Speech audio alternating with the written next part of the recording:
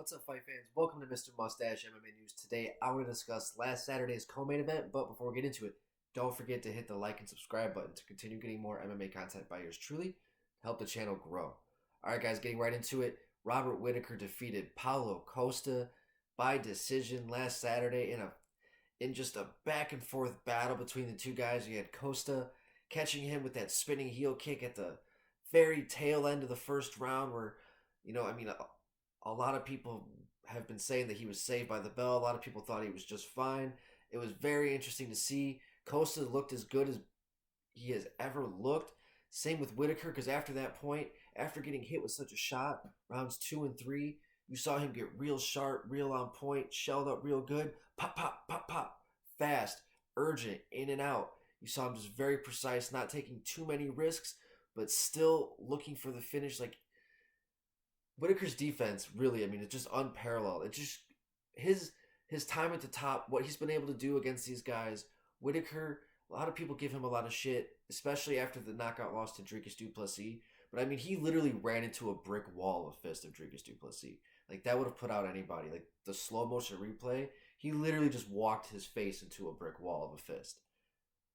Robert Whittaker, man, dude is so damn good, and just unfortunately he's just had a little bit of inconsistencies as well because his fights of Israel Adesanya and his loss to Dricus. So like a lot just in the public eye, especially with what's going on at middleweight. Sean Strickland, Jared Cannonier, you got Khamzat Chimaev. All these guys are coming up here in the middleweight division. Brennan Allen, you even got Chris Curtis in the mix. You got Anthony Fluffy Hernandez, who I'm going to be talking about later in another video as well. So there's a lot going on in the middleweight division, but for Robert Whittaker to put on a really good performance against a very hungry, very solid, and sharp Paulo Costa here on Saturday night was very impressive. And moving forward, I think that, I'd like to see maybe against a Sean Strickland, maybe Khamzat Chimaev. I know a lot of people are talking about him and Khamzat, but I also like to see maybe him and Strickland because I'm not sure if the UFC is going to give Strickland another title shot as well anytime soon. Seems like they don't really want him to be kind of in that position, which kind of sucks. But so maybe a Whittaker and Khamzat, that would be a pretty interesting fight as well. But I'm not really sure what's going on with Khamzat and his health as well. I'm pretty sure that he had surgery. Has Whittaker earned himself a title shot against Dricus? I definitely don't want to see a third fight with Izzy right now. But nonetheless, phenomenal performance by Robert Whittaker. There's definitely a plethora of matchups for him moving forward, so I can't wait to see what's going to happen.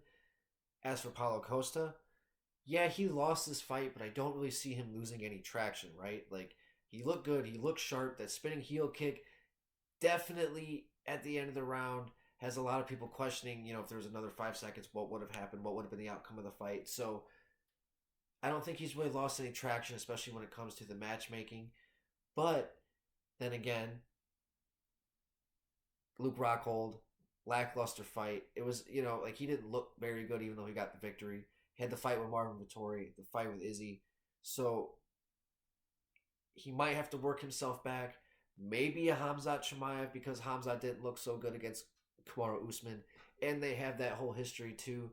I've always been wanting to see that fight, especially for Khamzat at 185. Like, if you really are a 185er, I think Paulo Costa, like, if you're like a title contending 185er, Paulo Costa is like the true test, right?